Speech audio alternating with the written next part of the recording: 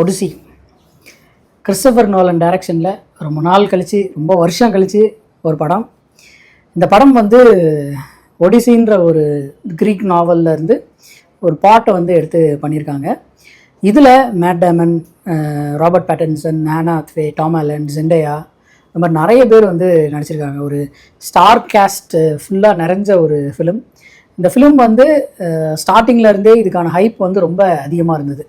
இது குறிப்பிட்டு சொல்லணும்னா எந்த படத்திற்கும் இந்தியா வராத கிறிஸ்டோபர் நோலன் வந்து இந்த படத்துக்கு வந்து பாம்பேயில் ப்ரொமோஷன் பண்ணியிருந்தாங்க.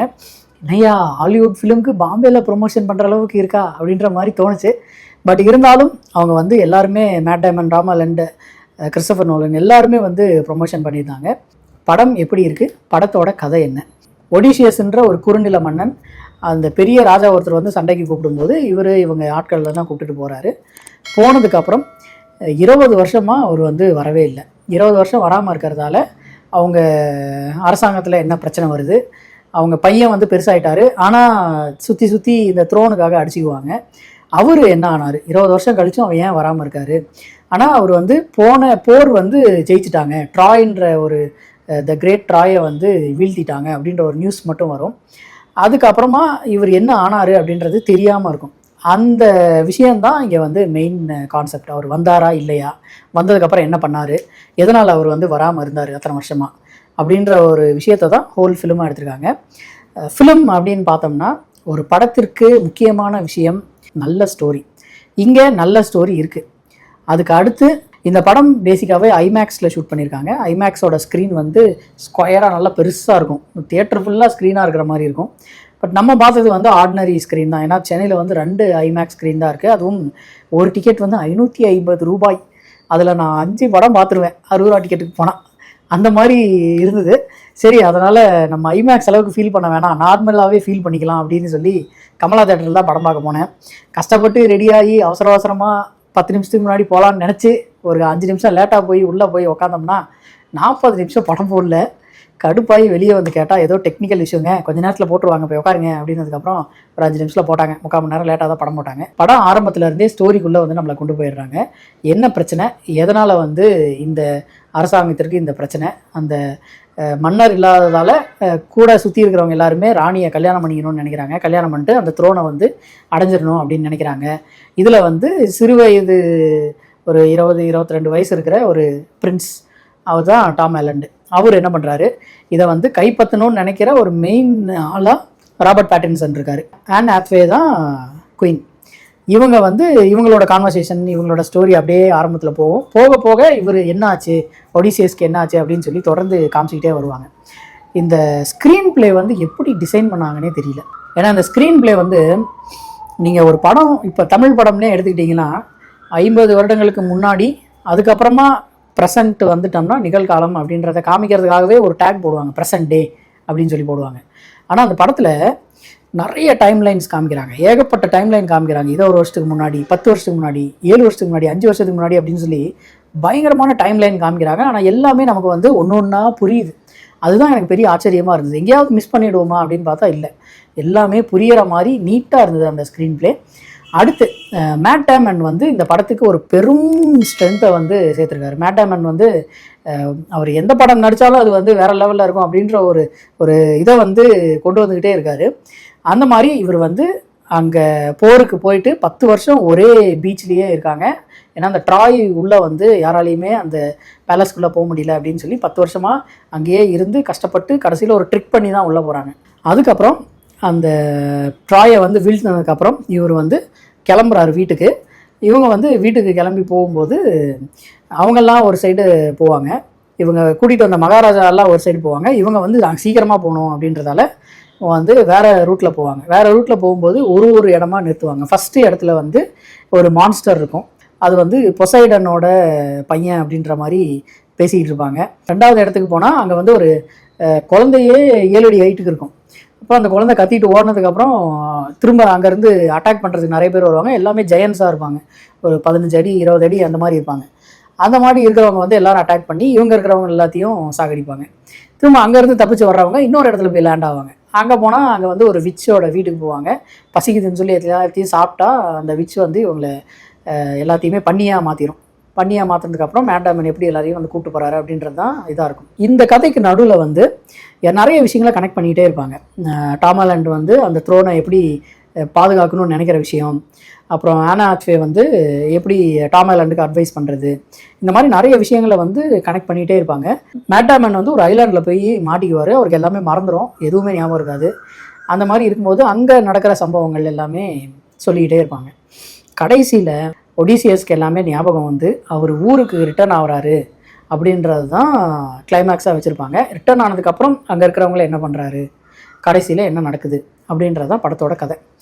இந்த படத்தில் வந்து கேமரா ஒர்க் அவ்வளோ சூப்பராக பண்ணியிருக்காங்க. இந்த ஒரு ஷாட்டுமே நீங்கள் பார்க்கும்போது உங்களுக்கு ஒரு நல்ல ஃபீல் கொடுக்கும், உங்களை வந்து படத்துக்குள்ளேயே கொண்டு போகிற அளவுக்கு ஒரு நல்ல ஃபீல் கொடுக்கும்.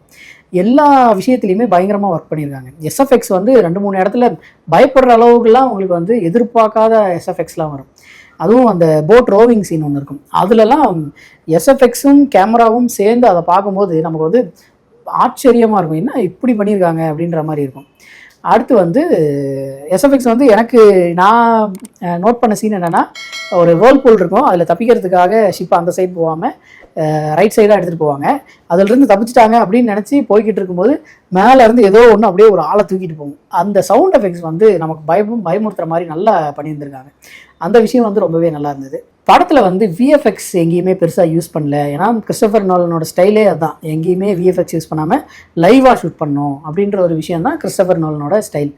அதில் பார்த்தீங்கன்னா நிறைய வார் சீக்வன்ஸ் எல்லாமே விஎஃப்எக்ஸ் யூஸ் பண்ணாமல் அப்படியே நெருப்பு எரியறது, எல்லாம் உழுகிறது, அது எல்லாமே ரியலாக ஷூட் பண்ணியிருக்காங்க. அது நமக்கு பார்க்கும்போதே தெரியுது. அந்த ஜெயன்ட் சீன்ஸுக்கு, அப்புறம் விச் டிரான்ஸ்ஃபர்மேஷன்ஸ்க்கு, அப்புறமா இந்த மான்ஸ்டர் சீக்வன்ஸு, அது எல்லாமே அனிமேஷன் தான் பண்ணி ஆகணும். அதுக்கு எல்லாமே யூஸ் பண்ணியிருக்காங்க. எங்கெங்கே வந்து விஎஃப்எக்ஸையோ அனிமேஷனையோ தவிர்க்கணுமோ அது எல்லா இடத்துலையுமே தவிர்த்துருக்காங்க. இதை வந்து அனிமேஷனில் பண்ணால் ரொம்ப ஈஸி அப்படின்றது தெரிந்தும் அதை வந்து லைவாக ஷூட் பண்ணியிருக்காங்க. அந்த மாதிரி விஷயங்கள் வந்து படத்துக்கு ஒரு பெரிய ப்ளஸ்ஸாக இருக்குது.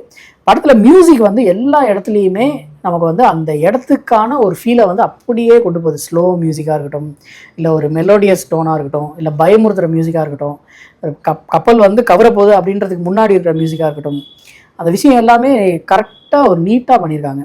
கிறிஸ்டோபர் நோலனோட அவர் வே ஆஃப் ஷூட்டும் அதில் வந்து அப்படியே தெரிஞ்சுது. எல்லா விஷயங்களையுமே பர்ஃபெக்டாக டைம் எடுத்து பண்ண அந்த ஃபீல் வந்து அதில் அந்த படத்தோட அவுட்புட்டில் வந்து தெரிஞ்சுது.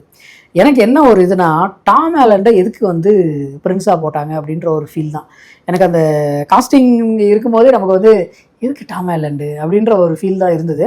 வேறு யாரையாவது போட்டிருக்கலாமோ, ஒருவேளை நம்ம ஸ்பைடர் மேனை அவரை பார்த்துட்டு மற்ற படங்களில் பார்க்குறதுக்கு நமக்கு வந்து அந்த ஃபீல் வரமாட்டேதா என்னன்னு தெரியல, வேறு யாராவது போட்டிருக்கலாமோ அப்படின்ற ஒரு ஃபீல் இருந்தது. ஒரு கான்ட்ரவர்சியை வந்து கிளப்பியிருந்தாங்க. ஏன்னா அத்தினா வந்து ஜெண்டையா நடிச்சிருப்பாங்க, இவங்க வந்து ஆஃப்ரிக்கன் அமெரிக்கனை வந்து போட்டிருக்காங்க, இவங்க இந்த ட்ரெண்டுக்கு ஏற்ற மாதிரி இந்த விஷயத்தை வந்து சேஞ்ச் பண்ணியிருக்காங்க அப்படின்னு சொல்லி நிறைய கான்ட்ரவர்சிஸ் கிளம்பிட்டு இருந்துச்சு அந்த படத்தோட காஸ்டிங் ரிலேட்டடாக.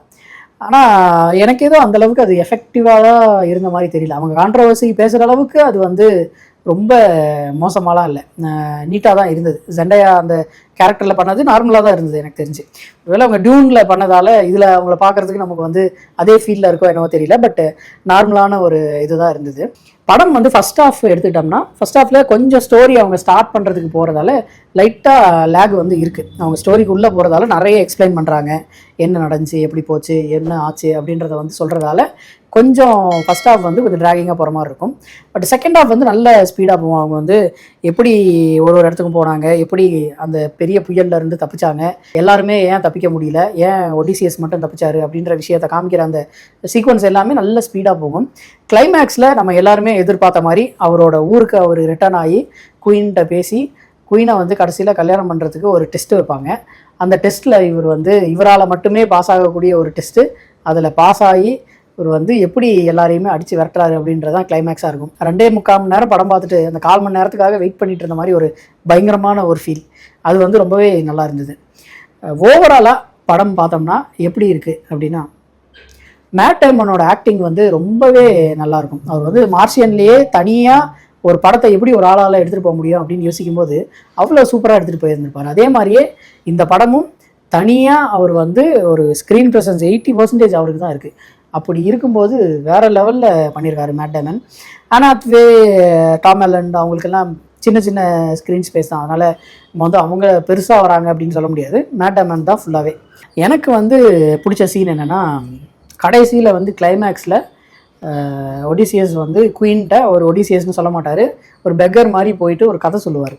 என்னென்னா, அவர் ஏன் இத்தனை நாளாக வரல அப்படின்னும் போது, ஒரு வேளை ஒரு ட்ரிக் பண்ணி தான் அவங்க வந்து ட்ராயோட பேலஸ்குள்ளே போயிருப்பாங்க. அந்த விஷயம் வந்து அவருக்கு ஏதாவது தப்பாக தோணியிருக்குமோ, அது வந்து காட்ஸ் எல்லாம் டிஃபை பண்ணுற மாதிரி இருந்திருக்குமோ, அப்படின்றதால தான் இந்த காட் வந்து அவரை வீட்டில் இருந்து பிரித்து வச்சுருக்காரோ அப்படின்ற ஒரு சீக்வன்சியலான ஒரு விஷயத்தை எல்லாம் சொல்லுவாங்க. அந்த விஷயம் எனக்கு ஏதோ ரொம்ப அவரோட பாயிண்ட் ஆஃப் வியூலேருந்து பார்க்கும்போது நல்லா இருக்கிற மாதிரி ஒரு ஃபீல் இருந்தது.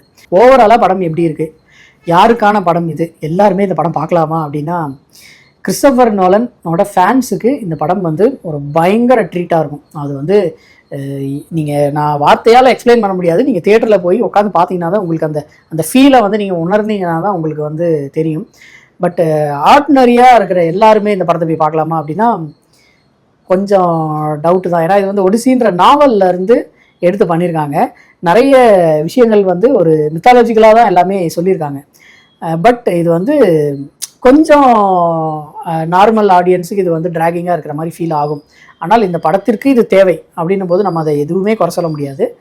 அந்த ஒரு விஷயம் மட்டும் இருக்குது. இது வந்து எல்லாருமே இதை வந்து செலிப்ரேட் பண்ணி தூக்கி கொண்டாட போகிறாங்க அப்படின்னா அது கொஞ்சம் டவுட் தான். நீங்கள் கிறிஸ்டோபர் நோலன் ஃபேன்ஸும் இந்த மாதிரி படங்களை பார்த்து படிக்கணும்னு நினைக்கிறவங்களுக்கும், இந்த படங்களை பார்த்து ரசிக்கணும்னு நினைக்கிறவங்களுக்கும் இது வந்து ஒரு பெரிய ட்ரீட்டாக இருக்கும். கண்டிப்பாக எல்லாரும் போய் தியேட்டரில் படம் பாருங்கள். இந்த கிறிஸ்டோபர் நோலன் இது வரைக்கும் எடுத்த படத்துலேயே இதுதான் பெஸ்ட்டா அப்படின்னு சொல்லி கேட்டாங்க. எனக்கு தெரிஞ்சு அவரோட எல்லா படங்களுமே ஒரு தனியான ஒரு ஜேர்னர் தான். எல்லாமே ஒரு ஒரு பெஸ்ட்டான ஒரு ஃபிலிம்ஸ் தான் அவர் வந்து கொடுத்துருக்காரு. இன்டர்ஸ்டெல்லர் அப்படின்றத மோஸ்ட் அட்வான்ஸ்டு ஃபிலிமையும் எடுத்தவர் அவர் தான். இந்த மாதிரி 4000 வருஷம் பழமையான ஒரு ஏன்ஷியன் ஃபிலிமையும் எடுத்தது அவர் தான். அதனால் நம்ம வந்து கம்பேர்லாம் பண்ண முடியாது. இந்த ஜேர்னரில் இந்த படம் அவருக்கு வந்து பெஸ்ட்டான ஒரு படமாக இருக்கும்.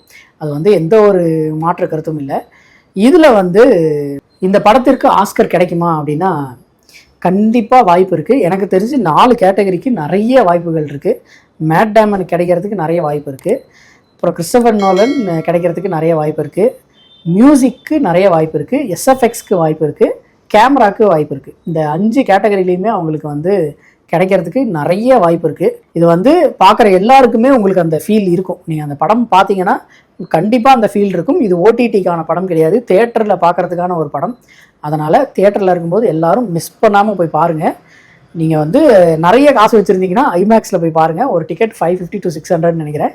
நிறைய வச்சுருக்கீங்க அப்படின்னா 600 போய் பாருங்கள். இல்லை என்னென்னா படம் பார்த்தா போதும், எனக்கு அந்த ஃபீல் கிடைச்சா போதும் அப்படின்னா ஆர்டினரி தியேட்டர்லேயே போய் பாருங்கள். உங்களுக்கு வந்து விஷுவல் ட்ரீட்டாக இந்த படம் இருக்கும். அதில் எந்த ஒரு சந்தேகமும் வேணாம். பார்க்கும்போதே உங்களுக்கு வந்து ஒரு பிரமிப்பை கொடுக்கறதுக்கான ஒரு படமாக இது இருக்கும். மறக்காமல் எல்லோரும் தியேட்டரில் போய் பாருங்கள். அது ஐமேக்ஸாக இருந்தாலும் சரி, ஆர்டினரி இதாக இருந்தாலும் சரி, மறக்காமல் எல்லா தியேட்டரில் போய் பாருங்கள். இந்த படம் வந்து ஒடிசி அப்படின்ற ஒரு புக்கை பேஸ் பண்ணி எடுத்திருக்காங்க. இது வந்து ஒரு எபிக். இது வந்து நாவல் கிடையாதான், எபிக்கா இது. அதனால் எபிக்கும் நாவலுக்கும் என்ன டிஃப்ரென்ஸ் இருக்குது அப்படின்னு நானே இப்போ தான் கேட்டு தெரிஞ்சுக்கிட்டேன். எபிக் வந்து ஒரு சீரீஸ் மாதிரி போகுமா, நாவல் வந்து ஒன்று பெருசாக இருக்குமா. அதனால் இது ஃபிக்ஷன் தான், பட் இருந்தாலும் இது வந்து எபிக் மித்தாலஜி எபிக் அப்படின்னு சொல்லி சொன்னாங்க.